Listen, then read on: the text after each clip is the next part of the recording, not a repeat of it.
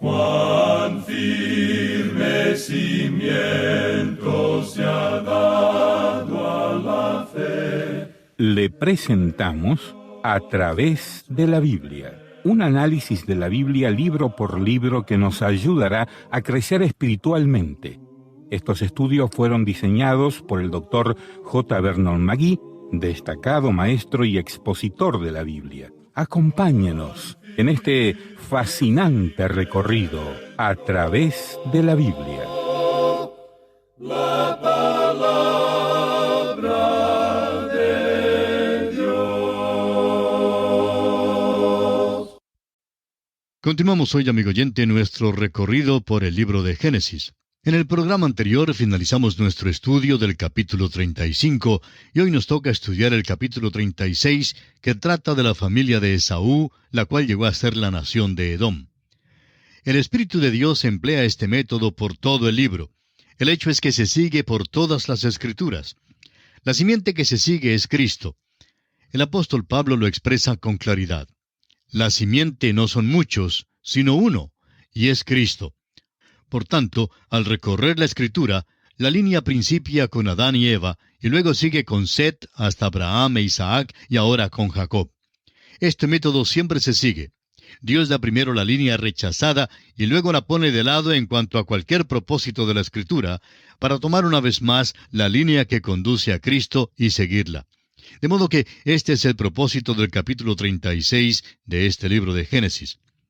Quisiéramos decir que este capítulo no parece ser interesante para muchos de nosotros. Sería un estudio maravilloso para alguien que quisiera estudiar los nombres y las personas que procedieron de Esaú. Encontrará que uno de los nombres que se mencionan aquí son nombres que se oyen decir en aquel gran desierto arábigo en el día de hoy. Omar, el tendero, era natural de allá. También se menciona a Temán, Sefo, Gatam y Coré. La familia de Esaú colonizó a Edom. 3 veces se nos dice en este capítulo que Esaú es el fundador de Edom y padre de los edomitas. Edom queda al sur y al oriente del Mar Muerto. Está en una región montañosa, y la capital de Edom es la ciudad labrada en piedras que se llama Petra, la cual todavía se encuentra hoy allí. Hay una profecía notable con respecto a ella que ya se ha cumplido hoy. Dios dijo que sería exactamente como la vemos hoy. Llegaremos a esta profecía en los libros de Isaías, Jeremías y Ezequiel. Todos mencionan en particular a este país y nación. Esaú, pues, es el padre de Edom, y son palabras sinónimas. Se menciona aquí en este capítulo en los versículos 1, 8 y 43. La repetición de esto revela su importancia. Muchas veces en la Escritura se hace alguna referencia a Edom. Cuando los israelitas salieron de Egipto, por ejemplo, los edomitas rehusaron darles paso por su tierra.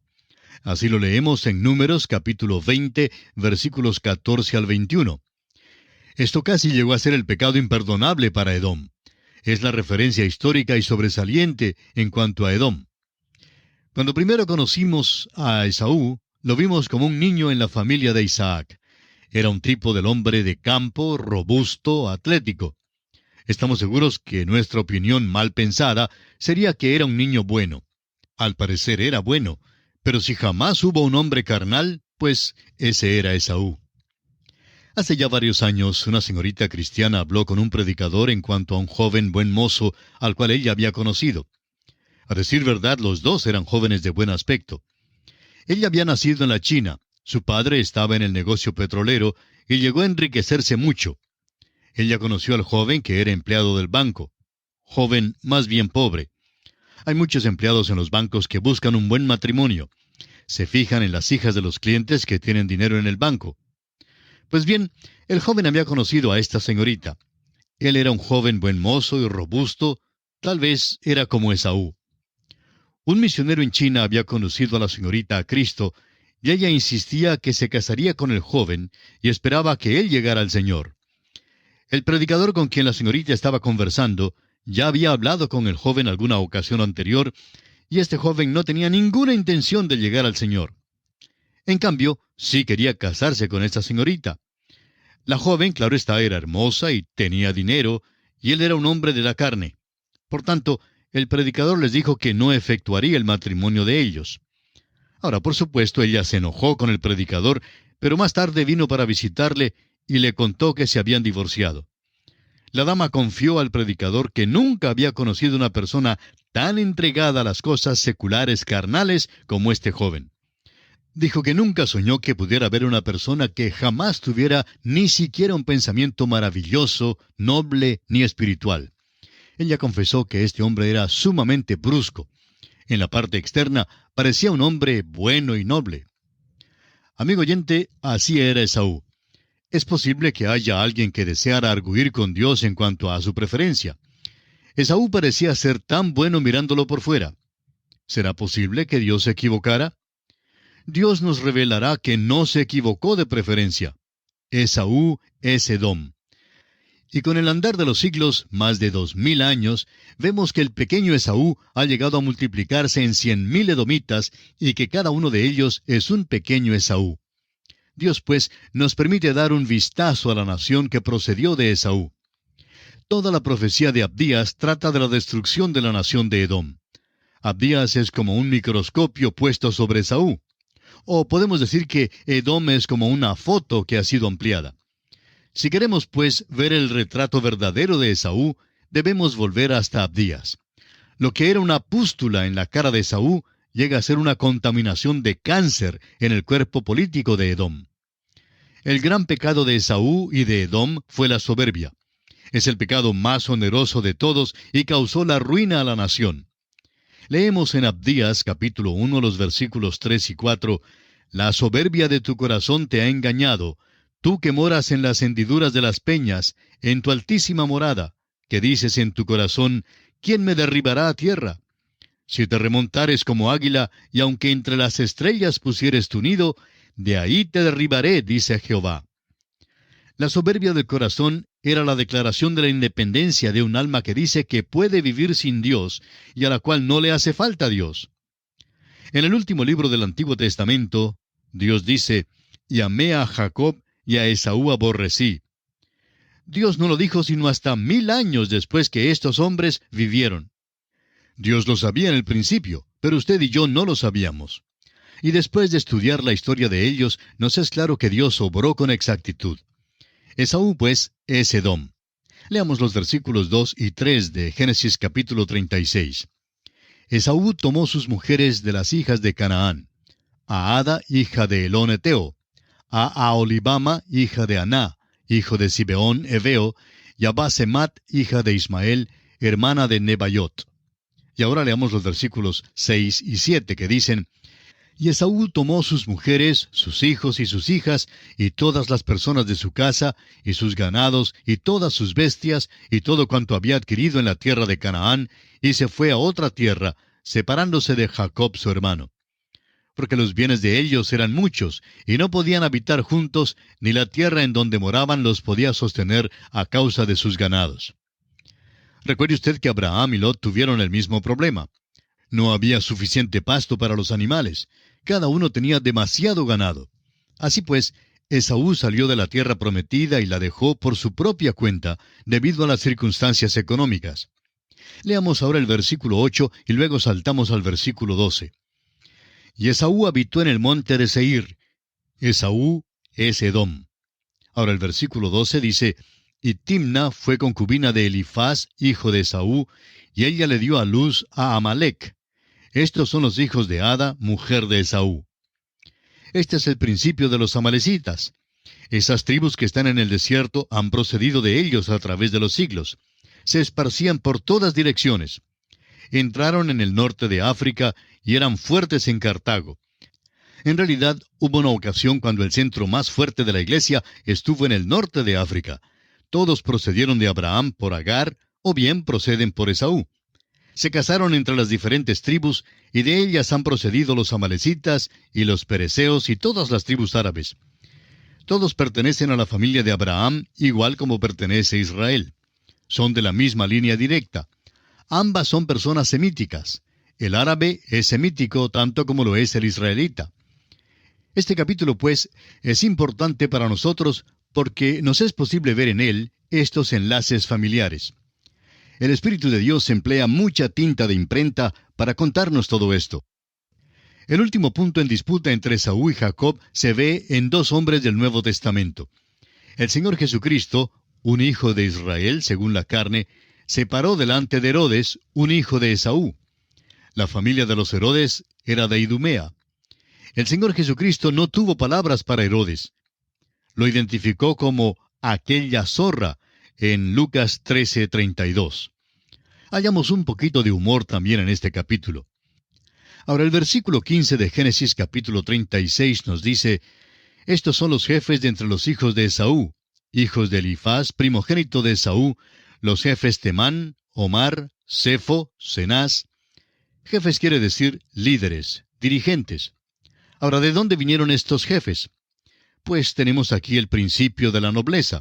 Simplemente se constituyeron en jefes. Cada uno de ellos llegó a ser jefe. No es meramente un sobrenombre, lo emplean en serio. El principio de la nobleza se halla en la familia de Esaú. Muchas personas en las Américas trazan su ascendencia a la nobleza. Se pregunta si alguien de por allá tuviera tiendas o trabajara en las viñas o se sentaba en la rueda del alfarero o servía de zapatero. Pues diremos que Esaú produjo mucha nobleza. Y además de eso, leemos en el versículo 31 de este mismo capítulo 35 de Génesis: Y los reyes que reinaron en la tierra de Edom, antes que reinase rey sobre los hijos de Israel, fueron estos. No creemos que fuera el arreglo de Dios de ninguna manera que tuvieran reyes para reinar así como estos. Los hombres propendieron a exaltarse el uno al otro en vez de exaltar a Dios, y acudieron a los hombres en vez de acudir a Dios. Los títulos llegan a ser más grandes al caer Dios en la sombra de su olvido. ¿No es interesante esto? Esto fue antes de que los israelitas tuvieran reyes. Ahora, ¿de dónde obtuvieron la idea ellos? Pues la obtuvieron de esta gente. Lo que dijeron los israelitas a Samuel más adelante era que deseaban tener un rey que reinara sobre ellos como las otras naciones a su alrededor. Dijeron que sus hermanos, los edomitas, tenían reyes y ellos entonces deseaban lo mismo. Sería interesante continuar el estudio de estas tribus para alguien que estudia la antropología o la etnología. Esta es la historia familiar de la línea rechazada. Al darse en este capítulo un resumen final, se anota de nuevo los jefes que procedieron de la línea de Esaú. Este capítulo termina con la línea de los jefes y hace mención de nuevo que su habitación está en la tierra de su posesión, la cual es Edom. Edom es el mismo Esaú, padre de los edomitas. Vemos el resultado de esto en Abdías y en Malaquías. Es muy notable, amigo oyente, y no podemos pasarlo por alto. Y así concluimos nuestro estudio de este capítulo 36. Y nos encontramos ahora ante el capítulo 37. Tomamos ahora el hilo de la línea de Abraham, Isaac y Jacob. Llegamos al cuarto hombre sobresaliente en esta última sección del libro de Génesis. De aquí en adelante y durante el resto del libro de Génesis nos concentraremos en José. Es verdad que todavía tratamos con la familia de Jacob, pero la historia de José principia en este capítulo. Más capítulos son los que se dedican a José que a Abraham o a Isaac. Hay más capítulos que se dedican a José que a todo el primer período de Génesis, del capítulo 1 hasta el capítulo 11.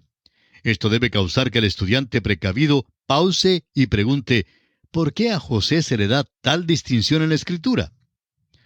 Bueno, es probable que haya dos razones. Una de ellas es que la vida de José es una vida de integridad y honorabilidad.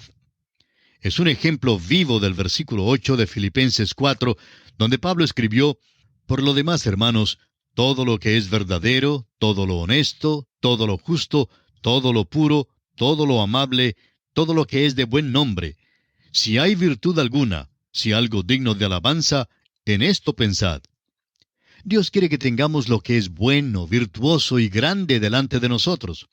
José se nos da como un ejemplo y su vida se relata en detalle para que podamos pensar en las cosas que son buenas. En segundo lugar, no hay otro en la Escritura que se parezca más a Cristo en su persona y en sus experiencias como José. Sin embargo, en ninguna parte del Nuevo Testamento se nos da a José como tipo de Cristo. Esta analogía, pues, no puede ser accidental. Al seguir su historia, mencionaremos muchas de las analogías. Hay por lo menos 20 de ellas. Recuerde usted que este es el método del Espíritu de Dios al dar la historia de la línea rechazada primero, y luego volver a la línea que ha de conducir a Cristo. Cuando consideramos el capítulo anterior, el capítulo 36, hablamos de Esaú y la línea que le seguía a él. Nos reímos un poco al ver la nobleza en la línea de Esaú, hombres que asumieron los títulos de jefe y rey.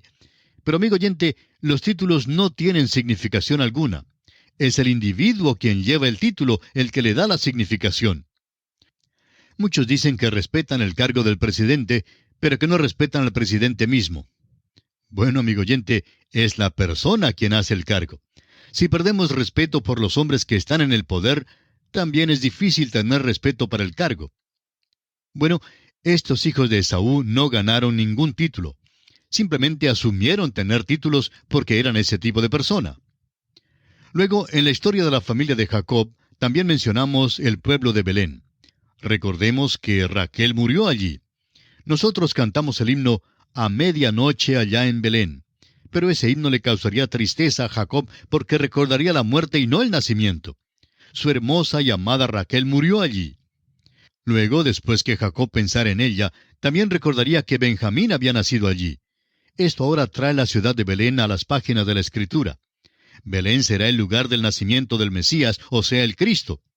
¿Cómo es posible que se cumplió todo esto? Seguimos aquí con la familia de Jacob, y esa familia nos conducirá al Mesías, y aquel Mesías debe nacer en Belén. Ah, la maravilla de todo esto. Y ahora tomamos el hilo de la historia de la línea de Jacob, la cual nos conducirá al Mesías. En el capítulo 37, Jacob vive en Canaán, y la historia de José principia. José es vendido por sus hermanos a la esclavitud en Egipto. Leamos el versículo 1 de Génesis 37, que dice: Habitó Jacob en la tierra donde había morado su padre, en la tierra de Canaán. Jacob al parecer se ha mudado al sur de Belén y ha llegado hasta Hebrón. Este es el lugar donde vivió Abraham. Este es el lugar del compañerismo, de la comunión con Dios. El versículo 2 nos dice: Esta es la historia de la familia de Jacob. José, siendo de edad de 17 años, apacentaba las ovejas con sus hermanos, y el joven estaba con los hijos de Bilha y con los hijos de Silpa, mujeres de su padre, e informaba José a su padre la mala fama de ellos. Nos fueron dadas ya las generaciones de Esaú. Ahora estas son las generaciones de Jacob. El resto del libro seguirá contándonos especialmente acerca de José. Podemos ver que el montón de muchachos de Jacob eran hijos problemáticos, exceptuando a José y Benjamín. Pasaría mucho tiempo antes de que estos hombres aprendieran las lecciones que Dios les quería enseñar. Note usted que José solo tiene 17 años, y por tanto es simplemente un joven cuando tuvo lugar este incidente. Era el más joven entre los muchachos que apacentaban las ovejas. Benjamín es demasiado joven y por eso se queda en casa. José, por su parte, contaba a su padre la mala fama de ellos. A sus hermanos, por supuesto, no les gustaba eso. Claro que no les iba a gustar. Estamos seguros que lo llamarían chismoso. Leamos los versículos 3 y 4 de este capítulo 37 de Génesis. Llamaba Israel a José más que a todos sus hijos, porque lo había tenido en su vejez, y le hizo una túnica de diversos colores. Y viendo sus hermanos que su padre lo amaba más que a todos sus hermanos, le aborrecían, y no podían hablarle pacíficamente. Jacob debió haber aprendido una lección en su propio hogar. Él sabía que el tener un favorito en la familia causaría dificultad. Su propio padre había favorecido a su hijo mayor, y este hijo supo lo que era ser tratado sin equidad. Ahora él practica la misma cosa. Es posible que le disculpemos sabiendo que Raquel fue la esposa a quien realmente amó. Ella fue la mejor cosa en su vida. José es realmente un buen muchacho, y también lo es Benjamín. Él amó a estos dos hijos. Eso es verdad, pero todavía no es excusa. Jacob no debió haberle hecho a José esa túnica de diversos colores. En la traducción más exacta sería la túnica con mangas. En aquel día era difícil poner mangas y de costumbre no se lo hacía. La túnica corriente en aquellos días se hacía de una pieza de tela de unos 3 o 4 metros de largo. La abrían cortando un hueco en el centro para la cabeza. La mitad de la tela caería por delante del cuerpo y la otra mitad por detrás. Amarraban los lados o los cosían y así servía de túnica. Quedaba pues sin mangas. Y así cuando una persona vestía una túnica que tenía mangas, pues esto le distinguía entre los demás. Es natural que los hermanos le odiaban por ser el favorito de su padre.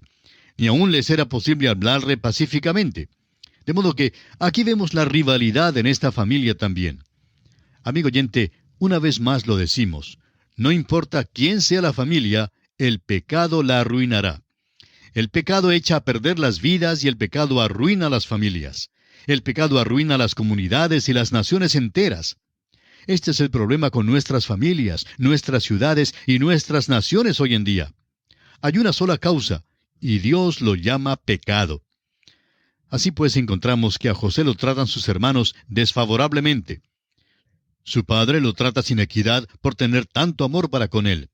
Los hermanos lo tratan desfavorablemente por tenerle odio.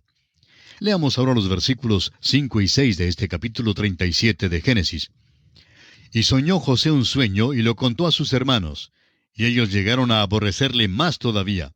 Y él les dijo, oíd ahora este sueño que he soñado. Presentimos que este joven de 17 años había sido dominado por su madre Raquel, asimismo como su padre Jacob había sido dominado por su madre Rebeca. Cuando Jacob se desprendió del dominio de Rebeca, fue capaz de desenfrenarse y así sucedió. Pero José es un individuo extraordinario y él no lo hará. ¿Cómo podemos, pues, explicar su conducta aquí? ¿Por qué va a su padre a chismear de sus hermanos cuando sabía que incurriría en el odio de ellos? Bueno, creemos que José no sabía cuán malo pudiera ser este mundo. No tenía ninguna idea de cuán malos eran sus hermanos. Opinamos que José era un joven que tragaba el anzuelo en aquel tiempo. Pasaría mucho tiempo antes de que se enterara del camino de perversidad del mundo, pero lo aprendió. Sin duda sabía más en cuanto al mundo y la perversidad de los hombres que cualquier otro. Pero eso fue más tarde. Ahora es muy crédulo, muy ingenuo. Amigo oyente, usted puede imaginarse cómo era José. Su padre concentró todo su amor en Raquel. Se enamoró de ella a primera vista y había trabajado 14 años por ella. Luego pasaron muchos años antes de dar a luz un niño y por fin nació José. Y ahora Raquel ha muerto. Entonces Jacob concentra todo su amor en su hijo José. No debió haberlo hecho. Tenía 10 hijos más que criar. Sin embargo, así lo hizo. José, pues, es amado y protegido sobremanera por su padre. Leamos entonces los versículos 7 y 8. He aquí que atábamos manojos en medio del campo, y he aquí que mi manojo se levantaba y estaba derecho, y que vuestros manojos estaban alrededor y se inclinaban al mío. Le respondieron sus hermanos, ¿reinarás tú sobre nosotros, o señorearás sobre nosotros? Y le aborrecieron aún más a causa de sus sueños y sus palabras. ¿Puede usted imaginarse, amigo oyente, cómo se burlaban de él? Seguro que eran cínicos, no creían que él de veras les iba a gobernar. Así pues, le odiaron más por causa de este sueño. Sin embargo, esto no pone fin a los sueños porque más tarde tuvo otros y muy significativos. Pero nos ocuparemos de eso en nuestro próximo programa. Hasta entonces, que Dios le bendiga, es nuestra ferviente oración. Y así terminamos por hoy. Escríbanos y cuéntenos qué le pareció y cómo le ayudó el estudio de hoy. Si desea recibir las notas y bosquejos de lo que estamos estudiando, suscríbase gratis en nuestra página en Internet. Esta es la dirección: atravesdelabiblia.org/notas.